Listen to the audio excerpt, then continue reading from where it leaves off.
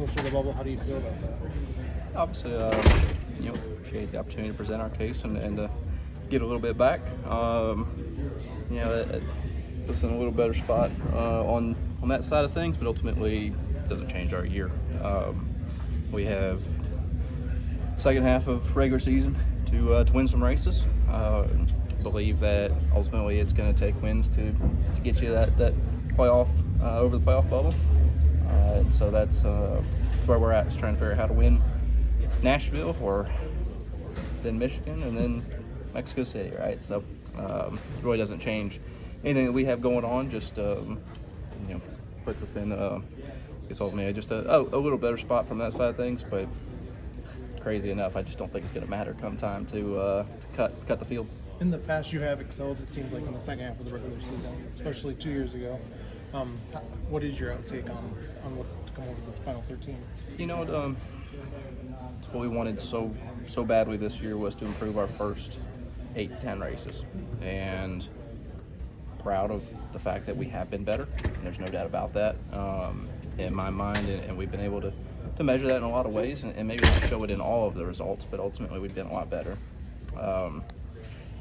Haven't been able to get the win in that first handful like we had certainly hoped, but we've been in the hunt across all three of our teams, really.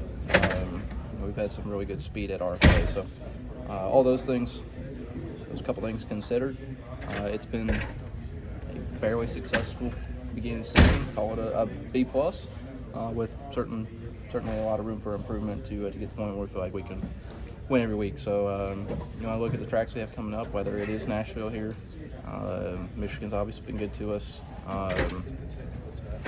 Another road course coming at us. A lot of great opportunity as we look ahead. Last one here, you mentioned you feel like you need a win, but how much are you looking at points? Or do you I'm not. You don't look at all? I adamantly hate points racing so much. If it didn't happen to roll up on the Twitter feeds as I'm scrolling, I wouldn't have a clue. So, I don't like points racing. I don't like the fact that it consumes so much of the conversation. I want to go to the racetrack on a weekly basis and figure out how to win that one, knowing that everything else comes with winning races. Right? It's a pretty basic concept, and just trying to say, if we're 16th in points, that means if you're averaging 16th, that's not really a great year when it comes time to measure it at the end, right? Nevertheless, how big a lift was it to have half the penalty rescinded? It wasn't that big a deal. I mean, we certainly appreciate the fact that we were able to plead our case and at least part of it say that we didn't do anything in the wrong, certainly not on purpose. So that part's good. I think we talked about it last week. wasn't there for it. We got the lowdown afterwards, and it's good for everybody. It's good for us to take a reset, and lets us know it's time to clean up a little bit on our end, and just make sure we're in the green with a little bit of extra cushion. Have you thought at all about the in-season playoff coming up? Basically, the eligibility set after this race. No, I have not. I did not know it started this weekend. It doesn't start this weekend. Doesn't start? Starts in Atlanta, but the next 3 weeks are seeding. Okay. Talking foreign language to me, so it's not something I'm going to pay attention to. It's it's neat to give some people that can keep up with that or into a little bit more something to follow along with, but ultimately, it's not something that's certainly not going to change how we go to race weekends, right? That's it's not going to be on our radar. 2 years $1 ago. million, though. Say again? You could win $1 million. Yeah, I mean that's real money, but I don't want that to change how we go to race. Go to the racetrack. We need to figure out how to win races. There's a lot more than that on the line at the end of the year. So, while it's certainly real, and if it gets down to it, if it works out in our favor, naturally as we approach normal race weekends, great. That's a huge bonus, right? So we'll try and let it fall that way. 2 years ago, we were both right here, and I asked you your outlook on Chicago. What's your outlook on Mexico, and what's your preparation look like already for that race? I think what we're trying to do right now is compare it to other racetracks that we think it has similarities to. Elevation there is very limited. Well, I shouldn't say it's high above sea level, right? But the elevation change throughout the course is very limited. So a very flat racetrack. A lot of slow first gear corners.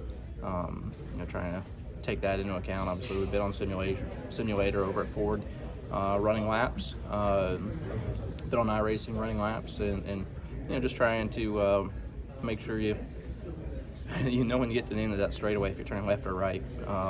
It's kind of important. So trying to at least feel like we're putting our best foot forward, knowing it's going to be a great opportunity for us and how good our road course cars have been. Do you get the sense of the reduced horsepower and downforce when you do the sim because of the high elevation?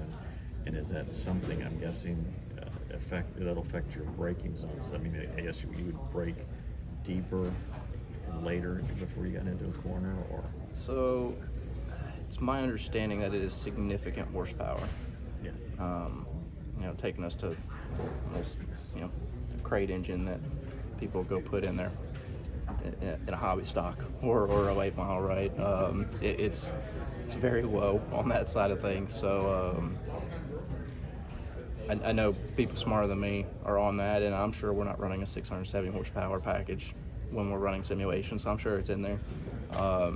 And ultimately, we're not using that as anything you're thinking about. You're just trying to figure out how to drive to the limit of what you can. And if they were to put that 670 power to it, would your braking points back up? I'm sure, but I don't have anything to compare to. That's what I'm trying to say, right? We are running it as accurately as we know how, which means we're going to go to the limit of a tire versus downforce versus power.